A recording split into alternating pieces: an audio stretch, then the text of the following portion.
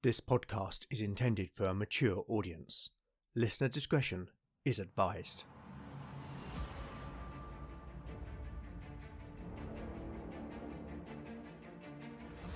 Welcome back to Legend of the Bones. Following in the footsteps of giants, Legend of the Bones is a chimera, a mix of old-school tabletop RPG and dark fantasy storytelling.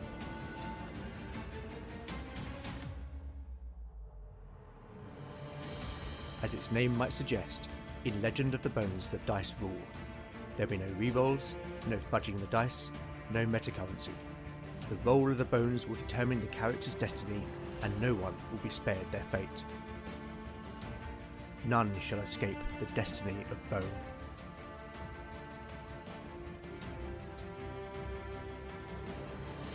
Last time on Legend of the Bones, the party arrived in the coastal town of Halstone after a dangerous journey across the wild Tainmoor. They returned the two children, Seren and Rowan, that they had rescued from the hags to the safekeeping of their father, who was overwhelmed with gratitude, before seeking the comfort of a tavern. The companions had noticed the reaction of the townsfolk to Beric's shield, and surmised that the brethren must have passed through the town, and that someone there must have told them about the whereabouts of Valen and his master. Having secured rooms, the party sought an audience with the Reeve, a man named Brannock. We learnt that Halstone had recently been facing new threats, not least a recent incursion by the Brethren of the Purifying Light, led by the cleric Reynard of Harburg.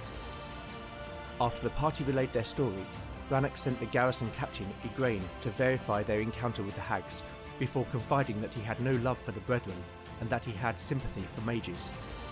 Brannock saw the potential in this group of strangers, and as a man dealing with many problems, it was clear that he saw the companions as a possible solution.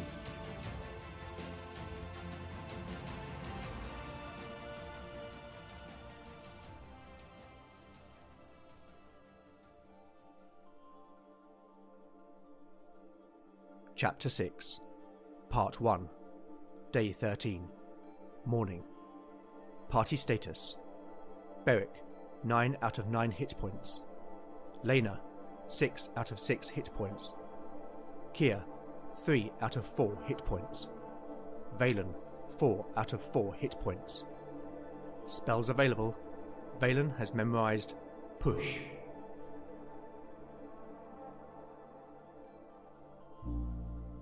A shaft of bright sunlight filtered through the gap in the shutters, diffusing in 100,000 flecks of dust and gently illuminating the room.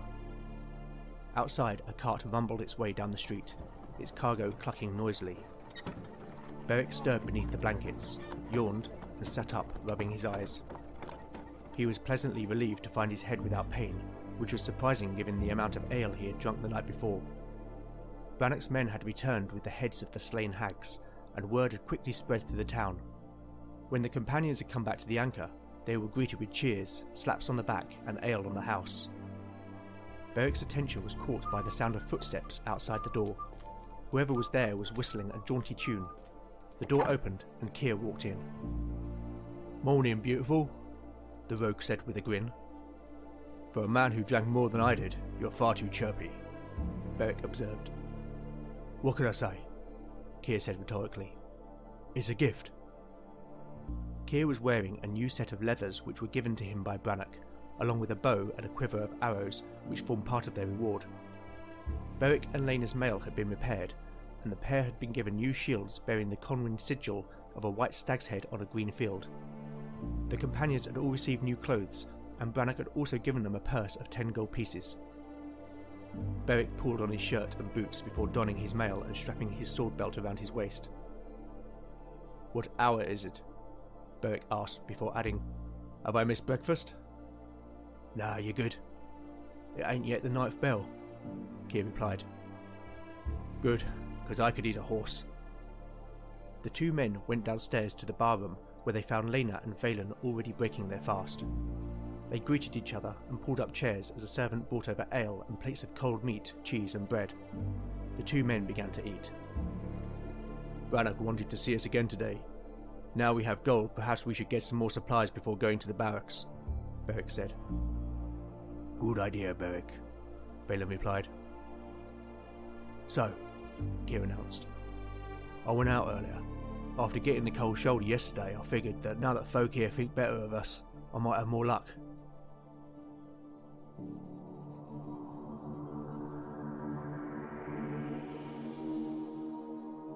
Ordinarily, I would not allow a failed charisma check to be retaken, but I think in these circumstances, where the townsfolk have had genuine cause to re-evaluate their opinion of the party, then I'm going to allow Keir to try and loosen some tongues again. To balance this out, and because there's no guarantee that those he speaks to might yet have heard of the party's exploits, I'm going to make this an unmodified charisma roll. Therefore, Keir needs a 13 or less to succeed. Here is the roll on a d20. A 13. That's just good enough.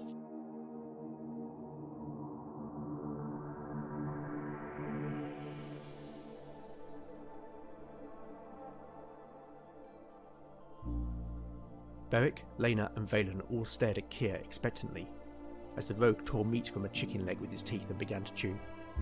They looked at each other before Beric said, "Well?" Keir held his hand up before reaching for his mug and washing down the meat. The rogue pushed his plate aside and looked around to check that they were not being overheard. He leant forward and spoke in a low voice. "So, it was seen that the Brethren were specifically looking for your master." He looked at Valen, who frowned. "Apparently the cleric interrogated a lot of people, threatened them with the pyre if they didn't cooperate. Then I cannot blame the one who finally told them. I can see no malice in that." Valen sighed. "It would seem then that no one in Hearthstone intentionally meant us harm." The mage stated, "That's what I thought, until I spoke to someone who'd actually been questioned." Valen raised an eyebrow. "Oh?" "Yeah, turns out someone helped the cleric with the interrogations. Someone local, someone in authority," Keir said. "Who?" Valen asked. Keir drained his mug and looked at Lena. "The priest."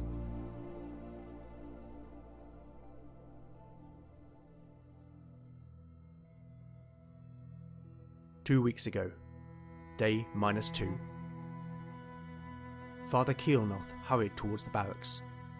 The rain had recently made the narrow streets muddy, and the priest was forced to hitch up his robes so the hem would not be soiled.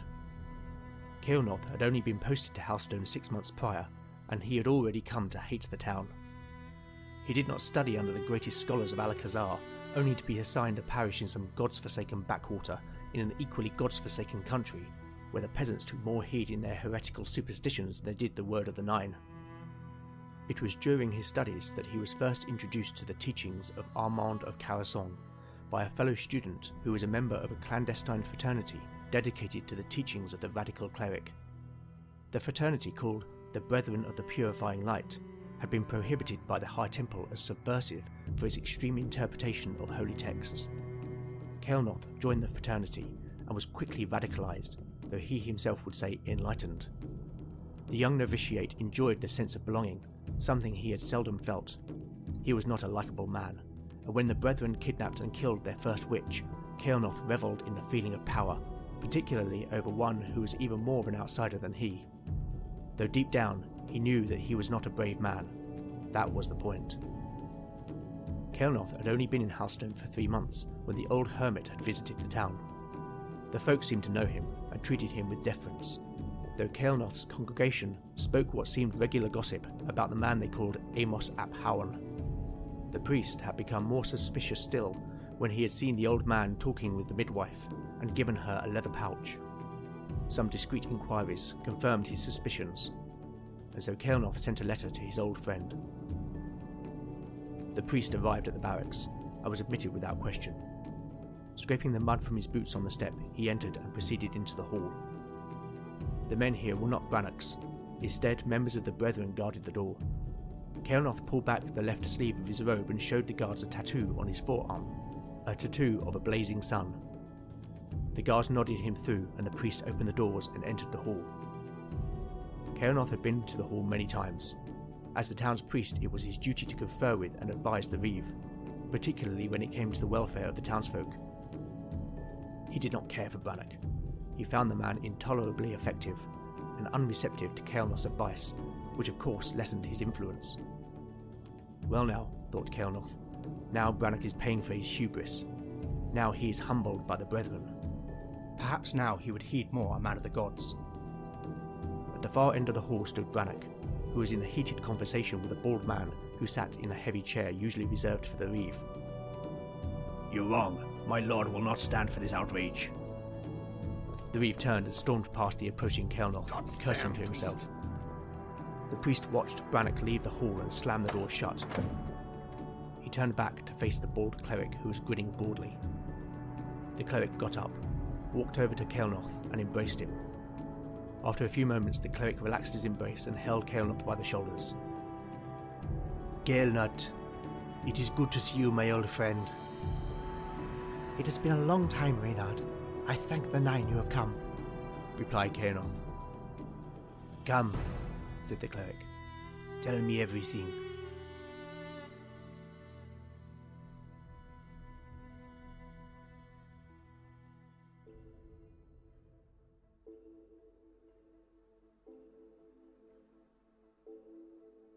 Chapter 6, Part 2, Day 13, Morning. Party status. The party status is unchanged. The companions left the anchor and headed for the temple on the west side of the river. The town was busy with the comings and goings of daily life.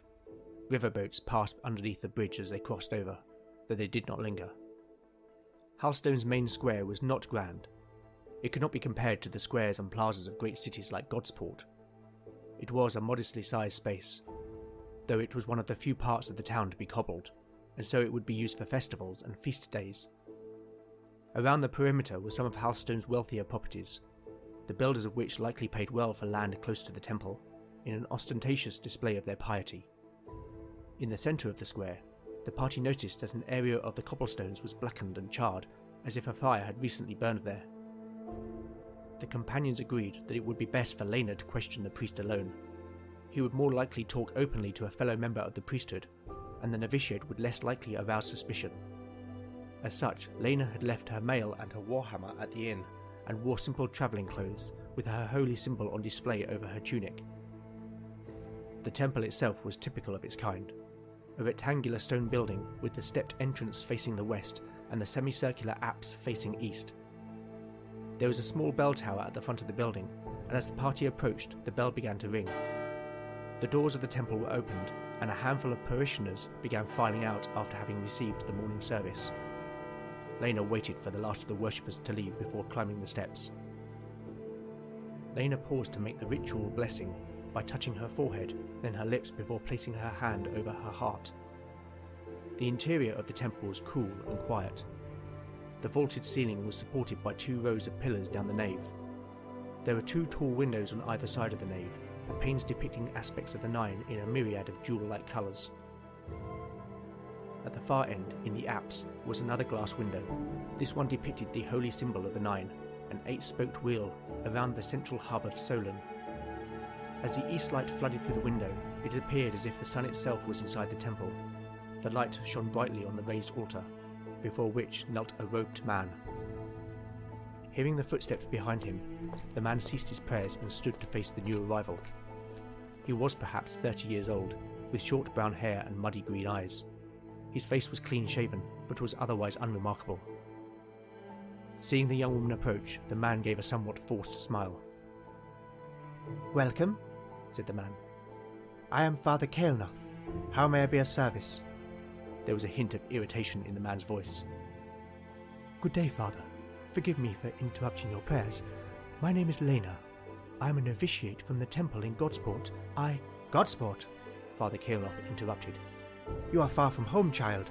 What brings you to Halstone?" Lena silently bristled at the priest's condescension. There was something about the man that she did not like. "I am on a pilgrimage, Father, to Alakazar." Father Kael'noth tilted his head questioningly. "Then you are both far from home and your destination." It was not in Lena's nature to outright lie, though perhaps she could bend the truth. "Yes, indeed. Whilst on my pilgrimage, I am carrying the word of the Nine to places where it is needed. I heard tales that Power and More still clung to the old beliefs, and that some folk here put their trust in sorcery over the Nine."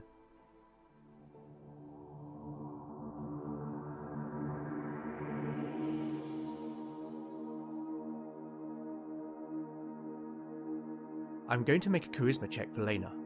Kael'noth is a man who is suspicious of others, so I would normally apply a penalty to the roll. However, Lena is a novitiate, so I will cancel this penalty. Therefore, I will make a straight roll against Lena's charisma of 12. Here it is. A 7. That is a success. Okay, based on that success, I'm going to use the simple Game Master Oracle to help me determine Kael'noth's motivations and actions. Firstly, I want to know whether he has heard anything about the party from his parishioners. A 1. That is a no and. I wonder whether this is intentional. I'm going to ask the Oracle whether the townsfolk have lost trust in the priest. A 5. That's a straight yes. Okay, so next I want to know whether Kael'noth is aware that he has lost their trust. Another 1. That is a no and. That makes me think that Kael'noth is so arrogant that he believes the townsfolk are happy that the brethren came, and that the midwife Maigret had been sent to the pyre. So finally, I want to know whether Kael'noth will try to recruit Lena into the brethren. A 3. That is a no but. Okay, let's see how this plays out.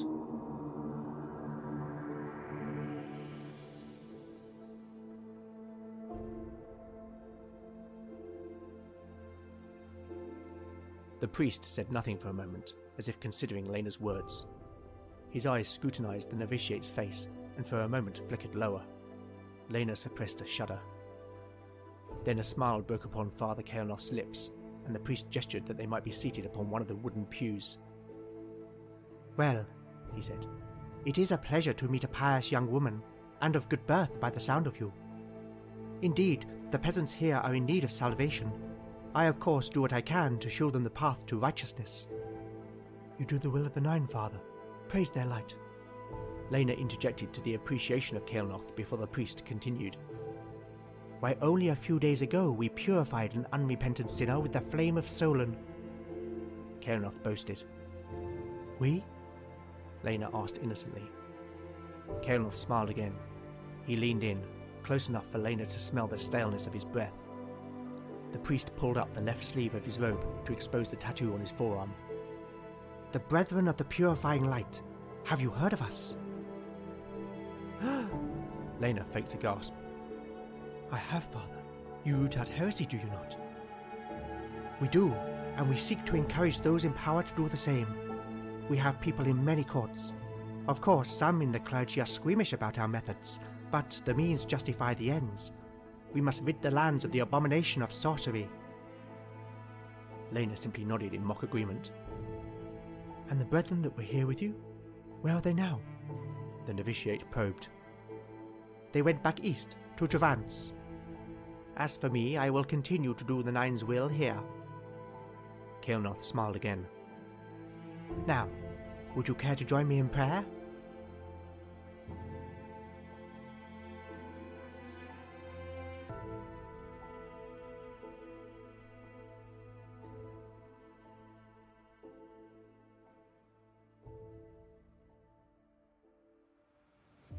Chapter 6, Part 3, Day 13, Afternoon. Party status. The party status is unchanged.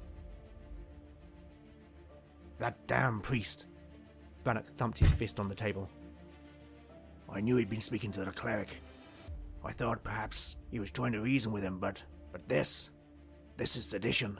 A violation of my lord's domain. It would not stand." The party stood in front of the Reeve, unsure of the extent of his anger. After relaying her conversation with Father Kael'noth to her companions, they agreed they must inform Brannock. The Reeve composed himself and looked at Lena. "You've done well." Brannock considered for a moment, then a look of resolve passed across his face. "The timing is ill. Igraine is out on patrol with half my men." He grabbed a piece of parchment and began to write. After a few minutes he dripped sealing wax at the bottom of the page before taking a ring from his left hand and pressing it into the wax. Brannock handed the parchment to Beric. "Here, I have temporarily invested you into my service through this document, which also serves as a warrant for Kael'noth's arrest. Reynard may have had a writ allowing him to serve judgment on witches, but there was nothing to say the Brethren are no longer a proscribed group.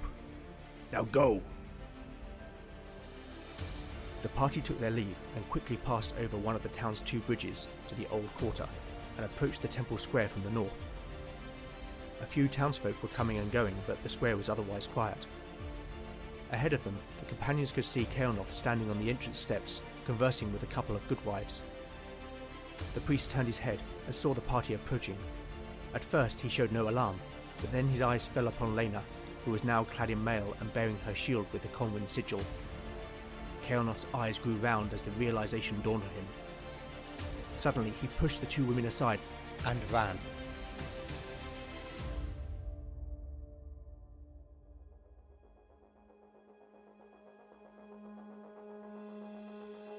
Pursuit.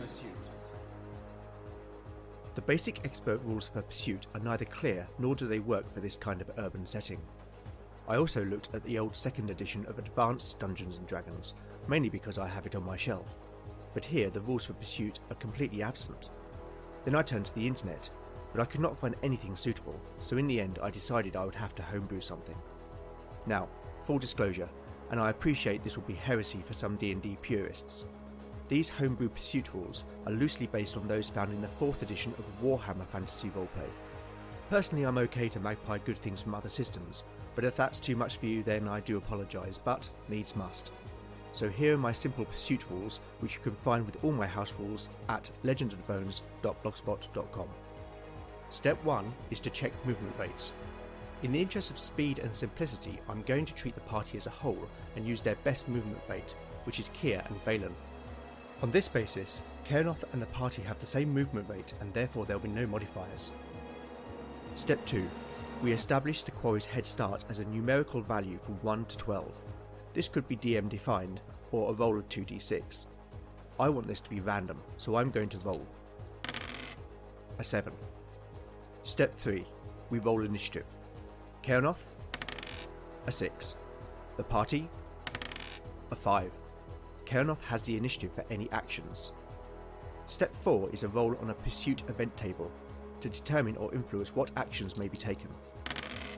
A 3. That indicates no event. Step 5. Actions are taken. Example actions might be to create or overcome an obstacle, to climb, hide, shoot, throw or tackle. As there are no events in this round, I'm going to say that no one takes an action. Step 6 is the move. This is the core mechanic of the pursuit. Both the pursuer and the quarry roll 1d6. If the pursuer wins, the difference is subtracted from the quarry's head start. If the quarry wins, the roll of the difference is added to the head start. If the head start falls to 0, then the quarry has been caught. If the head start reaches 12, the quarry has escaped. Here are the rolls. Kael'noth, a 2. The party, a 4. The head start is reduced to 5 as the party gains on the priest who is heading towards the river. We now repeat until the pursuit is resolved. Should the pursuit get to 6 rounds without being resolved, both parties must make a successful constitution check or suffer a -1 to their move rolls. Round 2. Initiative. Kael'noth, a 4. The party, a 3.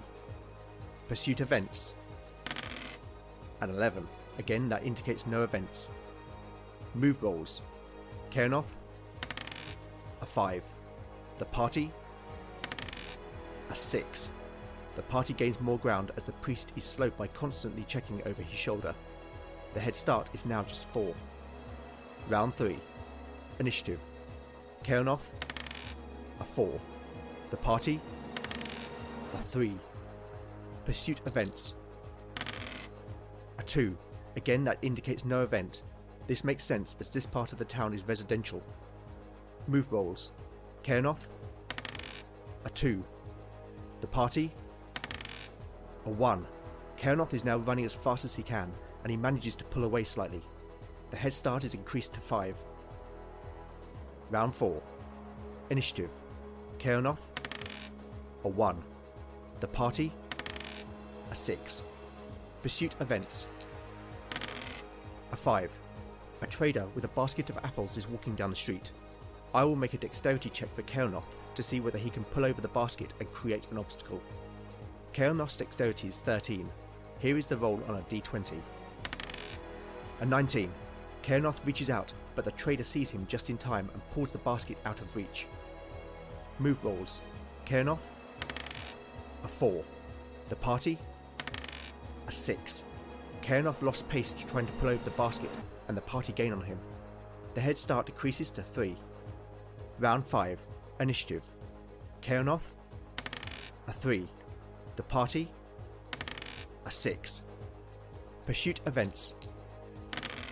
A 9. That indicates a dead-end alley.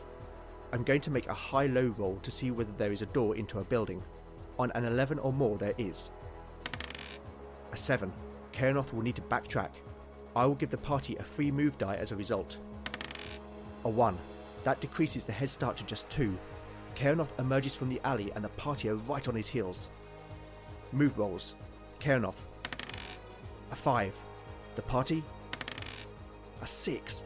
The party are almost in grabbing distance. The head start is now just 1. Round 6. Having continued for 6 rounds, both sides will now need to make a constitution check or take a -1 penalty to their move. Kaernoth has a constitution of 9. His roll, a 14.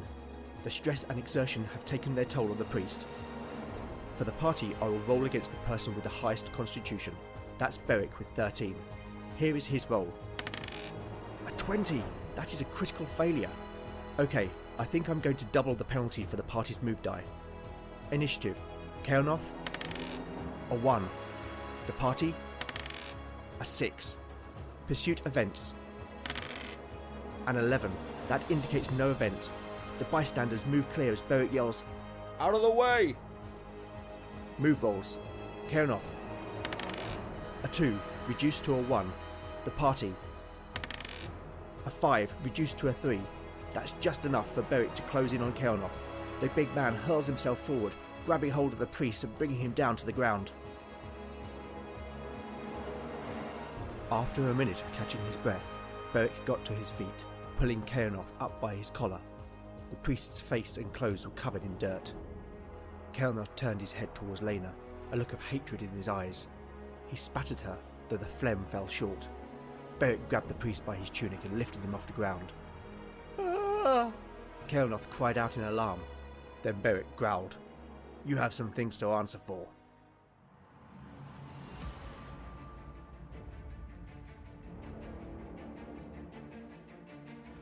Thank you for listening to Legend of the Bones. If you like what you've heard, then please consider giving it a 5-star review in your podcatcher of choice. Every review helps the show reach new listeners. You can also help by liking or retweeting new episode announcements. You can contact me on Twitter at LegendBones, Instagram at LegendOfTheBones, email at legendofthebones@gmail.com, or go to legendofthebones.blogspot.com for show notes, character profiles, maps and more. Join me next time to find out what awaits our adventurers as the Bones decide their fate. None shall escape the destiny of Bone.